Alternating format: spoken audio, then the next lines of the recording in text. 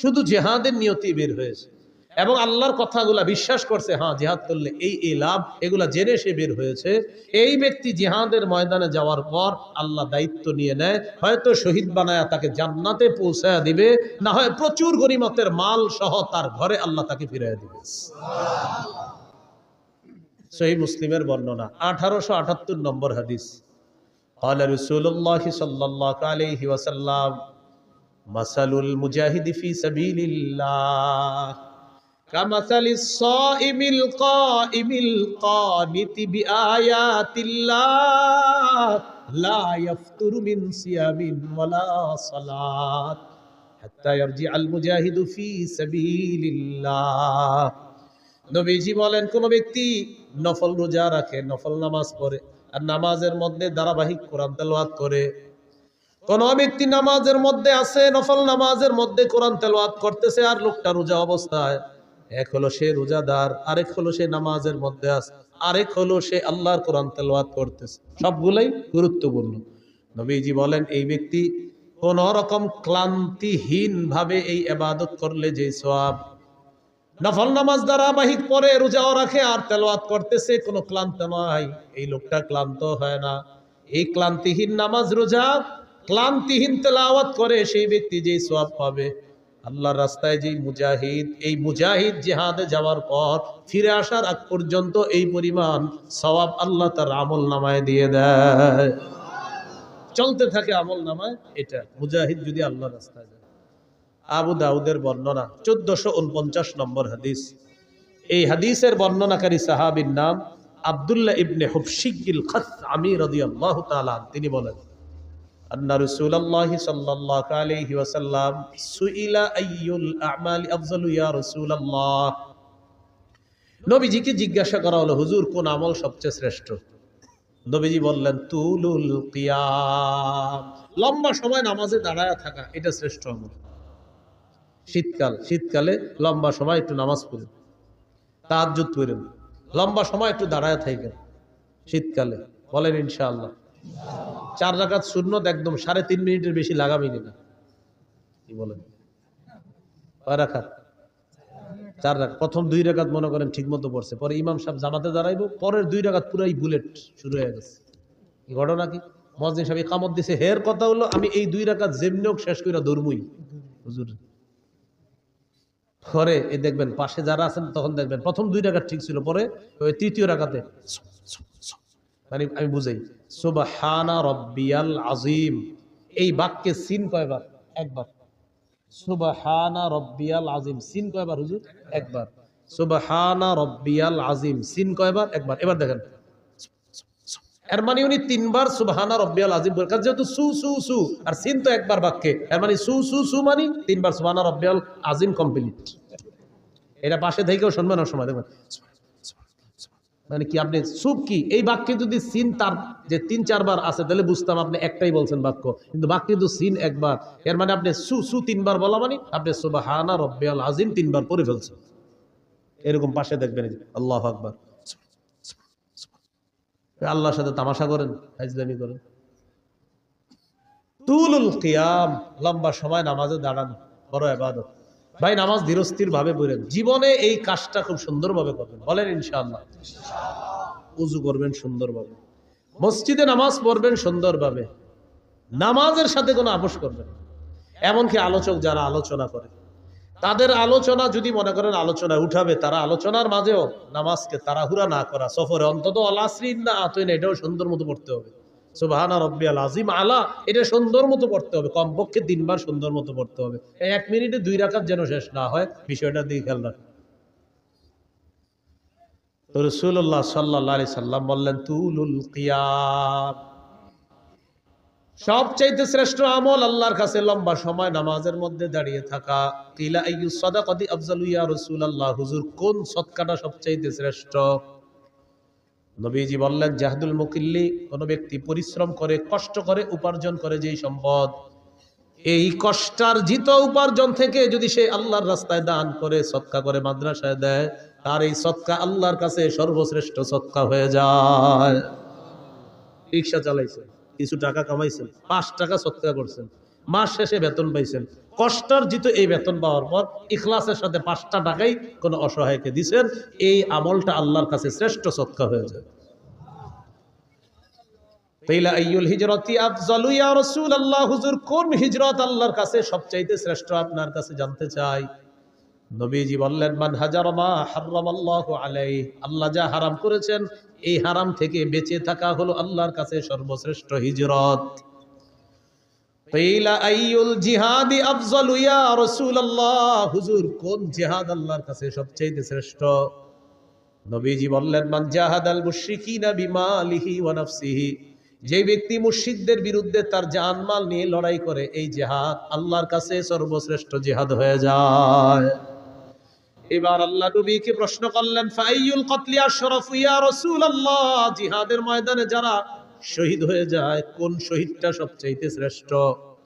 নবীজি বললেন, মান উহরিকা দামুহু ওয়া উতিরা জাওয়াদুহু, যে ব্যক্তি বাহন নিয়ে জিহাদের ময়দানে আসে তাকে যদি শহীদ করা হয়, তার বাহনটাও যদি শহীদ করে দেওয়া হয়, এই শহীদ হলো আল্লাহর কাছে সর্বশ্রেষ্ঠ শহীদ।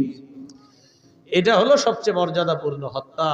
তাকেও হত্যা করা হয়েছে আর তার বাহনটাকেও হত্যা করা হয়েছে, এটা আল্লাহর কাছে সর্বশ্রেষ্ঠ শহীদ হিসাবে পরিগণিত হয়।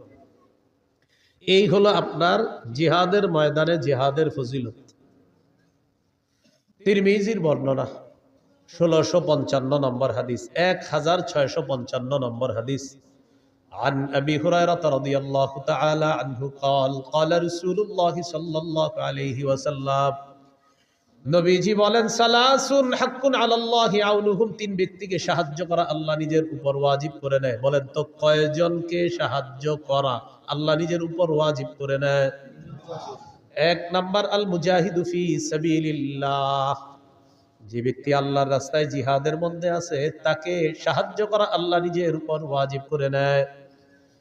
2 নম্বর আল মুকাতাবুল্লাযী ইউরিদুল আদা, চুক্তিকৃত গোলাম, মালিকের সাথে চুক্তি হয়েছে এই পরিমাণ টাকা দিলে মালিক তাকে আজাদ করে দিবে, আল্লাহ তাআলা এই গোলামকে সাহায্য করা নিজের উপর ওয়াজিব করে নেয়। 3 নম্বর নাকিহুল্লাযী ইউরিদুল আফাফা, কোন ব্যক্তি যদি বিয়ের মাধ্যমে পবিত্র হতে চায় আল্লাহ তাআলা তাকে সাহায্য করা নিজের উপর ওয়াজিব করে নেয়।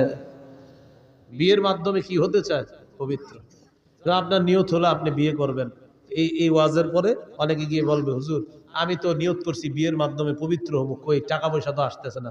আপনার নিয়ত পুরোটা আমারে বলেন নাই, আপনার নিয়ত অনেকগুলো আছে। 1 নাম্বার নিয়ত, যেই মায়াটারে দেখবেন আপনি বিয়ের জন্য, এই মেয়েটারে আপনার বাপেরও দেখাবেন বিয়ের আগে, এটা আপনার নিয়তে আছে।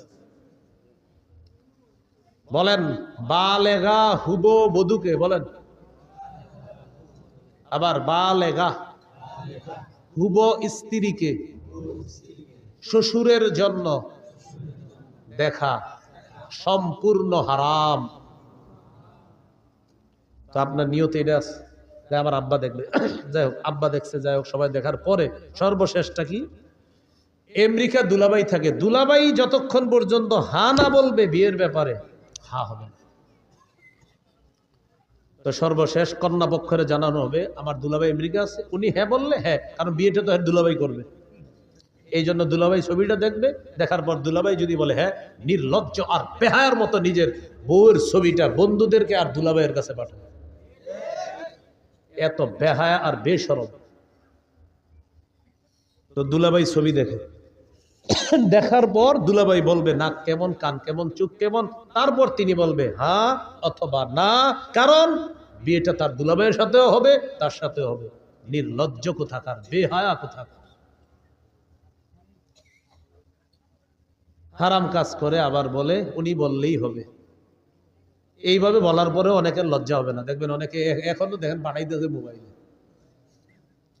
3 নাম্বার, যে বিয়ের মাধ্যমে নিজের পবিত্র করতে চায় এই ব্যক্তিকে সাহায্য করা আল্লাহ নিজের উপর ওয়াজিব করে দেয়। তাহলে এর মধ্যে একজন হলো মুজাহিদ। তিরমিজির বর্ণনা 1656 নম্বর হাদিস, 1656 এই হাদিসের মধ্যে আছে, عن أبي هريرة رضي الله تعالى عنه قال قال رسول الله صلى الله عليه وسلم, নবীজি বলেন, লা ইউকলাবু আহাদুন ফি সাবিলিল্লাহ ওয়াল্লাহু আ'লামু বিমা ইউকলাবু ফি সাবিলিহি ইল্লা জাআ ইয়াউমাল কিয়ামাতি ওয়াল লাউনু লাউনুদ দাম ওয়ার রিহু রিহুল মিস। কোন ব্যক্তি যদি জিহাদের ময়দানে যায়, আঘাতপ্রাপ্ত হয়, আঘাতপ্রাপ্ত হওয়ার পর কিয়ামতের ময়দানে এই লোকটা এমন অবস্থায় উঠবে, তার যে আঘাতের জায়গায় আঘাতের কারণে তার রং হবে রক্তের রং, আর সেখান থেকে মেশক আম্বরের ঘ্রাণ বের হবে। তাহলে গেল জিহাদ, জিহাদের ময়দান। এবার বলেন শহীদ, বলেন শহীদ, বলেন আল্লাহ তাআলা যদি কখনো আমাকে তৌফিক দান করে, সবাই বলেন আমি আল্লাহর পথে শহীদ হব ইনশাআল্লাহ। সহিহ মুসলিমের বর্ণনা 1909 নম্বর হাদিস। ক্বালা রাসূলুল্লাহ সাল্লাল্লাহু আলাইহি ওয়াসাল্লাম মান সাআলাল্লাহ আশ-শাহাদাতা বিসিদকিন বাল্লাগাহুল্লাহু মানাজিলাশ শুহাদা ওয়া ইন মাতা আলা ফিরাশিহি। এলাকার নাম কি? ফুলতলা। এই ফুলতলার একজন নিয়ত করছে, আল্লাহ আপনি যদি আমারে কখনো সুযোগ দেন আমি শহীদ হব। কোন এলাকার? ফুলতলা। তো নিয়ত করছে, আল্লাহ সত্যি আমি শহীদ হব, নিয়ত করছে। সে যদি তার ঘরের বিছানায়ও মারা যায়, আল্লাহ তাকে শহীদদের মর্যাদায় পৌঁছায় দিবে। তিরমিজির হাদিস 1661 নম্বর হাদিস। বাস হয়ে গেছে তো। 1661 নম্বর হাদিস তিরমিজির এই হাদিসের মধ্যে আছে। قال رسول الله صلى الله عليه وسلم ما من أحد من أهل الجنة يسره أن يرجع إلى الدنيا غير الشهيد। নবীজি বলেন, জান্নাতের মধ্যে যারা থাকবে তারা কেউ দুনিয়ার মধ্যে আসতে চাইবে না, শুধু শহীদ জান্নাতের মধ্য থেকে দুনিয়াতে আসতে চাইবে। কে? শহীদ। শহীদ ছাড়া আর কেউ আসতে যাবে না। কেন? নবী বলেন ফাইন্নাহু ইয়ারজিউ ফাইন্নাহু ইউহিব্বু আন ইয়ারজি'a ইলা দুনিয়া। শহীদ দুনিয়ার মধ্যে আসতে চায় এই কারণে, ইয়াকুল হাত্তা উকতালা 10 মাররাত।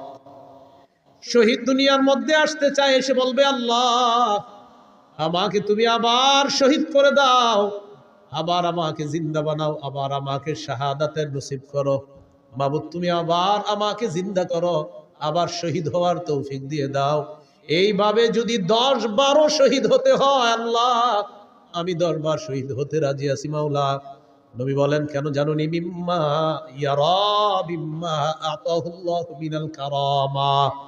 শহীদকে আল্লাহ যে মর্যাদা দান করেন, যে পুরস্কার দান করেন, এই পুরস্কারের আশায় শহীদ বারবার বলবে, আল্লাহ আবার যদি জিন্দা হতাম, আবার যদি শহীদ হতাম, আবার যদি জিন্দা হতাম, আবার যদি শহীদ হতাম, তাহলে বারবার এই পুরস্কার আমি লাভ করতাম। শহীদ চাইবে, আমি বারবার দুনিয়াতে যাব, আবার শহীদ হব, আবার জিন্দা হব, আবার শহীদ হব। সহিহ বুখারীর বর্ণনা 2797 নম্বর হাদিস। ক্বালা রাসূলুল্লাহ সাল্লাল্লাহু আলাইহি ওয়াসাল্লাম, নবীজি বলেন, ওয়াল্লাযী নাফসি বিয়াদিহি লাওয়াদিতু আন্নী উকতালু ফি সাবিলিল্লাহ সুম্মা উহইয়া সুম্মা উকতাল সুম্মা উহইয়া সুম্মা উকতাল সুম্মা উহইয়া। নবী বলেন, আল্লাহর কসম আমার মন চায় আমাকে শহীদ করা হোক, আবার আমাকে জিন্দা করা হবে, আবার আমাকে শহীদ করা হবে, আবার আমাকে জিন্দা করা হবে, আবার আমাকে শহীদ করা হবে, আবার জিন্দা করা হবে, আবার শহীদ করা হবে। হাদিস দ্বারা বোঝা যায়, যতবার আমি শহীদ হব ততবার যদি জিন্দা করা হয়, এরপরেও যেন আবার আমাকে শহীদ করা হয়। এটা নবীর আশা। তিরমিজির বর্ণনা 1663 নম্বর হাদিস। বলেন, আল্লাহর কাছে শহীদের স্পেশাল 6টি বৈশিষ্ট্য। কয়টি বৈশিষ্ট্য? মন দিয়ে শোনেন। 5 নম্বরে কি কয় দেখেন, আগে 6টাই শুনেন, আর কি সবগুলোই শুনেন। قال رسول الله صلى الله عليه وسلم للشهيد عند الله 6 خصال। আল্লাহর কাছে শহীদের 6টা পুরস্কার, 6টা মর্যাদা। 1 নম্বর, ইগফারু লাহু ফি আউয়ালি দাফআতিন ওয়া ইউরা মাকআদুহু মিনাল জান্নাহ। শহীদের শরীরের রক্তের ফোঁটাটা পড়ার সাথে সাথে তাকে জান্নাতের আসনটা দেখানো হয়, আর তার আগের গুনাহগুলো মাফ করে দেওয়া হয়। এই যে মনে করেন আমি শহীদ হচ্ছি, ওনারে শহীদ করা হচ্ছে, আল্লাহ কবুল করুন। তো মনে করেন শহীদ হবে, ওনার এই রক্তের ফোঁটাটা পড়লো, আমি শহীদ হবো, আমার রক্তের প্রথম ফোঁটাটা পড়তেছে, ওই টাইমে শহীদকে জান্নাত দেখানো হয়, আর তার সব গুনাহ মাফ। 1 নম্বর বৈশিষ্ট্য। 2 নম্বর, ওয়ায়ুজারু মিন আযাবিল কবরি। কবরের আযাব থেকে তাকে নিরাপত্তা দেওয়া হয়। রক্ষা করা হয়। 3 নাম্বার আমানু মিনাল ফাজাইল আকবরি, কিয়ামতের ময়দানের বিভীষিকাময় মুহূর্ত থেকে সে নিরাপত্তা লাভ করবে। শহীদ যে এইগুলা নিয়ে তার কোনো পেরেশানি নেই। কিয়ামতের ময়দানে কি হবে না হবে এটা নিয়ে শহীদের কোনো চিন্তা নাই, পেরেশানি নেই, এগুলো অন্য বিষয়। সুবহানাল্লাহ। কোন কোন মুহাদ্দিস বলছে ফাজাউল আকবার দ্বারা জাহান্নামের আযাব উদ্দেশ্য। 4 নাম্বার ওয়ায়ুদউ আলা রাসিহি তাজুল ওয়াকারিল ইয়াকুতা খায়রুম মিনাদ দুনিয়া ওয়া মা ফিহা, মরমর পাথর দ্বারা খচিত একটা মুকুট শহীদের মাথায় পরিয়ে দেওয়া হবে, যে পাথরটা দুনিয়ার মাঝে যা কিছু আছে সব কিছুর চাইতে আরো উত্তম। কয় নাম্বার হলো? 4। 5 নাম্বার কি কয় ওয়ায়ুজাওয়াজু সিনতাইনি ওয়া সাবঈনা যাওজাতাম মিনাল হুরিল ঈন। 5 নাম্বার 72 জন হুরের সাথে তার বিয়ে দেওয়া হবে। সুবহানাল্লাহ। 6 নাম্বার ওয়াইশাফাউ ফি 70 মিন আকারিবিহি, তার নিকটাত্মীয়র মধ্যে কমপক্ষে 70 জনের ব্যাপারে তার সুপারিশ কবুল করা হবে। সুবহানাল্লাহ। এই 6টা বৈশিষ্ট্য শহীদের। আল্লাহ আমাদেরকে জজবাত দান করেন, আমিন। শহীদি তামান্না দান করেন, আমিন। সূরা আলী ইমরান 169 নম্বর আয়াত। এই আয়াতের একটা ব্যাখ্যা হাদিস হলো আবু দাউদের হাদিস 2520 নম্বর হাদিস, 2520 হাদিসটি মন দিয়ে শুনেন। ওলামা হযরত ছাড়া অন্যরা জবাব দেন, ওলামায়ে কেরাম ছাড়া অন্যরা। উহুদের যুদ্ধে কয়জন মুসলমান শহীদ হয়েছে? হ্যাঁ, মাশাআল্লাহ, কয়জন? 70 জন। আব্দুল্লাহ ইবনে আব্বাস রাদিয়াল্লাহু তাআলা আনহুমার বর্ণনা দেখেন কি বলে। লাম্মা উসিবা ইখওয়ানুকুম বিউহুদিন, নবী বলেন উহুদের যুদ্ধে যখন তোমাদের ভাইয়েরা শহীদ হলো, জাআলাল্লাহু আরওয়াহাহুম ফি জাওফি তায়রি খুদরিন, আল্লাহ তাআলা তাদের আত্মাগুলা সবুজ পাখির পেটে ঢুকায়া দিস। সবুজ পাখির পেটে দিয়ে দিস। তারিদু আনহারাল জান্নাতি ওয়া তাকুলু মিন সিমারিহা ওয়া তাবি ইলা কানাদিলা মিন যাহাবিন মুআল্লাকাতিন ফি জিল্লিল আরশ। সবুজ পাখির পেটের মধ্যে ঢুকিয়ে দেওয়ার পর এই পাখির নদীর ঝর্ণা, ওই নদী নালা আর ঝর্ণার উপরে উড়ে উড়ে বেড়ায় আর জান্নাতের ফল খায়, জান্নাতের ফলমূল খায়। ওয়া তাবি ইলা কানাদিলা মিন যাহাবিন মুআল্লাকাতিন ফি জিল্লিল আরশ, আরশের নিচে স্বর্ণ দ্বারা তৈরি করা ফানুস আছে, ওই ফানুসের মধ্যে গিয়ে পাখিগুলা বসে। পাখির ভিতরে কার আত্মা? শহীদের। তো পাখিগুলা বৈশা কি বলে দেখেন, ফালাম্মা ওয়াজাদু তিবা মাকালিহিম ওয়া মাশরাবিহিম ওয়া মাকিলিহিম, তারা তাদের মনোভূত বাসস্থান পাইল, মনোভূত খাবার পাইল, মনোভূত পানি পাইল, এগুলা পাওয়ার পর তখন তারা কি বলে দেখেন, তখন তারা বলে মাইয়ুবাল্লিগু আন্না ইখওয়ানানা, আচ্ছা আমরা যে এত নিয়ামতের মধ্যে আছি, দুনিয়া আমাদের ভাইদেরকে কে জানায়া দিবে কথাটা, আল্লাহ আমগরে কত নিয়ামত দিস। শহীদরা বলতেছে। এতটুকু বুঝে আসছেনি? হাদিসের ব্যাখ্যা হলো কেন শহীদরা এটা বলে, লিআল্লা ইয়াজহাদু ফিল জিহাদ ওয়ালা ইয়ানকুলু ইনদাল হারব, যেন আমাদের দুনিয়ার ওই ভাইয়েরা জিহাদের প্রতি অনাগ্রহ না দেখায় আর অলসতা না করে। তাই শহীদরা বসে বসে বলতেছে আমাদের এত নিয়ামতের কথা তাদেরকে কে জানাবে। আল্লাহ জবাব দিয়ে দিলেন, আমি জানাবো। উবাল্লিগুহুম আনকুম, তোমাদের বিষয়টা আমি জানিয়ে দিচ্ছি। তখন আল্লাহ সূরা আলী ইমরানের 169 নম্বর আয়াত নাজিল করছে। 4 পারা হাফিজি কোরআন মাজিদ অনুযায়ী 11 নম্বর পৃষ্ঠা, দেখবেন মাঝের একদম একটু পরে আছে আয়াতটা। আল্লাহ বলেন, ওয়ালা তাহসাবান্নাল্লাযীনা কুতিলু ফি সাবিলিল্লাহি আমওয়াতা, যারা আল্লাহর রাস্তায় শহীদ হয় তাদেরকে তোমরা মৃত বলো না, বালহুম আহইয়া, বাল আহইয়াউন, তারা জীবিত। ইনদা রাব্বিহিম ইউরযাকুন, রবের কাছে তাদেরকে রিজিকের ব্যবস্থা করা হয়, তাদেরকে খাবারের ব্যবস্থা করা হয়। তাহলে শহীদ হওয়ার নিয়ত আসেনি সবার ইনশাআল্লাহ। ক্রেতাকে, বিক্রেতা, দ্রব্য জান্নাত, দ্রব্য জান্নাত, মূল্য জান্নাত, বাজার জিহাদের ময়দান। আবার ক্রেতা, বিক্রেতা, দ্রব্য জান্নাত, মূল্য জান্নাত, আর বাজার জিহাদের ময়দান। তাহলে জিহাদের ময়দান আর হলো শহীদের তামান্না, এগুলো আমরা মনে রাখবো ইনশাআল্লাহ। আল্লাহ তাআলা আমাদের সকলকে যে কথাগুলো শুনলাম বললাম, আমরা সবাই যেন কথাগুলো আমাদের জীবনে আমরা বাস্তবায়ন করতে পারি, আল্লাহ তৌফিক দান করেন। আল্লাহ আমাদের সকলকে জান্নাতে আবার একসাথে দেখা করার তৌফিক দান করেন। সুবহানাল্লাহি ওয়া বিহামদিহি, সুবহানাকাল্লাহুম্মা ওয়া বিহামদিকা, আশহাদু আল্লা ইলাহা ইল্লা আনতা, আস্তাগফিরুকা ওয়া আতুবু ইলাইক। আজকে আপনারা আমি গাড়িতে যাইতে যাইতে যাদের মিম্বরের আমানত একটা সংকলন আছে, যদি কারো লাগে